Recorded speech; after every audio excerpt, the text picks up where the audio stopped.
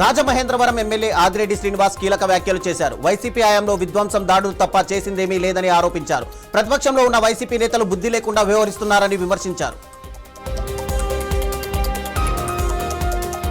రవీంద్ర భారతిలో జరిగిన జీవన్ రక్షక్ అవార్డుల ప్రధానోత్సవ కార్యక్రమానికి ఎంపీ ఈటెల రాజేందర్ ముఖ్య అతిథిగా హాజరయ్యారు. గ్రామాల్లో మండలాల్లో పేదలకు డాక్టర్లు చేసిన సేవలను కొనియాడారు. టీవీకే ఎమ్మెల్యే ఇళయరాజాకు 35 కోట్ల ఎరా ప్రాణహాని బెదిరింపులు కలకలం రేపాయి. ఈ కేసులో 4గురిని పోలీసులు అరెస్ట్ చేశారు. కుట్ర కోణంపై దర్యాప్తు కొనసాగిస్తున్నారు. అమరావతికి వ్యతిరేకం కాదని, అక్కడ జరిగిన అవినీతి అక్రమాలకే తమ ప్రభుత్వం వ్యతిరేకమని చెప్పారు. వచ్చే అసెంబ్లీ ఎన్నికలు మావిగన్ వర్సెస్ అమరావతి అంశంపైనే జరుగుతాయని వ్యాఖ్యానించారు. తెలంగాణ వచ్చాక జరగాల్సినంత అభివృద్ధి జరగలేదని తెలిపారు కల్వకుంట్ల కవిత. అందుకే ప్రజలకు మంచి చేయాలనే గట్టి సంకల్పంతో టీఆర్ఎస్ పార్టీ పెట్టామని తెలిపారు.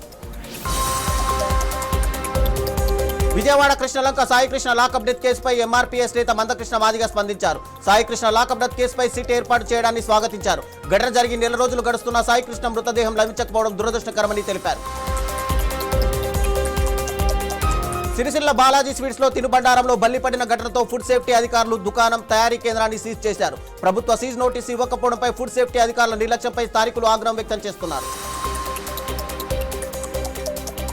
యాదగిరిగుట్ట ఆలయ ట్రస్ట్ బోర్డులో ఉమ్మడి నల్లగొండ జిల్లాకు ప్రాతినిధ్యం లేకపోవడంపై మాజీ ఎమ్మెల్యే గొంగిడి సునీత అభ్యంతరం వ్యక్తం చేశారు. స్థానికులకు మొత్తం 6 స్థానాలు కల్పించాలని ఆమె ప్రభుత్వాన్ని కోరారు. శంషాబాద్లోని LIMS women and children's hospital వైద్యులు సాహసోపేతమైన సర్జరీ చేశారు. గుండెలో రంధ్రం ఉన్న కారణంగా పలు ఆసుపత్రులు ప్రసవం చేయడానికి వెనుకంజ వేసిన ఓ నిండు గర్భిణికి LIMS women and children's hospital వైద్యులు ఆశాకిరణంగా నిలిచారు.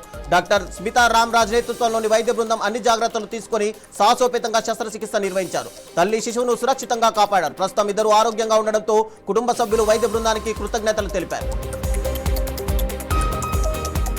భద్రాద్రి కొత్తగూడెం జిల్లా భద్రాచలంలో ఉత్కంఠభరిత ఘటన చోటు చేసుకుంది. భద్రాచలం గోదావరి వంతెనపై నుంచి ఓ మహిళ నదిలోకి దూకగా అక్కడే చేపల వేటలో ఉన్న మత్స్యకారులు అప్రమత్తమై వెంటనే నీటిలోకి దిగి ఆమెను సురక్షితంగా ఒడ్డుకు చేర్చారు. అనంతరం స్థానికుల సహాయంతో ఆమెను ప్రాథమిక చికిత్స అందించారు. మహిళ ఎందుకు నదిలోకి దూకిందన్న దానిపై వివరాలు తెలియాల్సి ఉంది. ప్రస్తుతం ఈ ఘటన స్థానికంగా చర్చనీయాంశంగా మారింది. ముద్రగడ పద్మనాభం ఆరోగ్య పరిస్థితిపై ఆయన కుమారుడు ముద్రగడ గిరిబాబు స్పందించారు. తమ తండ్రి నెమ్మదిగా కోలుకుంటున్నారని తెలిపారు. మాజీ ముఖ్యమంత్రి జగన్ ప్రత్యేక చొరవ తీసుకుని ఎప్పటికప్పుడు వైద్యులతో మాట్లాడుతూ ఆరోగ్య పరిస్థితిని తెలుసుకుంటున్నారని చెప్పారు. ఈ క్లిష్ట సమయంలో తమ కుటుంబానికి అండగా నిలిచిన జగన్ కు ఎప్పటికీ రుణపడి ఉంటామని ముద్రగడ గిరిబాబు పేర్కొన్నారు. విద్యార్థుల ఫీజు రియంబర్స్మెంట్ స్కాలర్షిప్ల సమస్యలపై వికారాబాద్ లో ఏబీవీపీ ఆందోళనకు దిగారు. ఎన్టీఆర్ చౌరస్తాలో నిర్వహించిన భారీ నిరసనలో విద్యార్థులు పాల్గొన్నారు. పెండింగ్ లో ఉన్న 11,000 కోట్ల ఫీజు రియంబర్స్మెంట్ బకాయిలను వెంటనే విడుదల చేయాలని ప్రభుత్వాన్ని డిమాండ్ చేశారు. అలాగే బీటెక్, డిగ్రీ, ఇంటర్ కళాశాలల విద్యార్థులకు అవసరమైన మౌలిక సదుపాయాలు కల్పించాలని కోరారు. విద్యార్థుల న్యాయ డిమాండ్లను తక్షణమే నెరవేర్చాలని ఏబీవీపీ నాయకులు కోరారు. ఏపీలో ఎస్ఐఆర్ ప్రక్రియపై వైసీపీ అధినేత జగన్ కీలక వ్యాఖ్యలు చేశారు. తాము ఓడిపోతామని తెలిసిన చంద్రబాబు ఎస్ఐఆర్ ద్వారా వైసీపీకి చెందిన ఓటర్లను తొలగిస్తున్నారని ఆరోపించారు.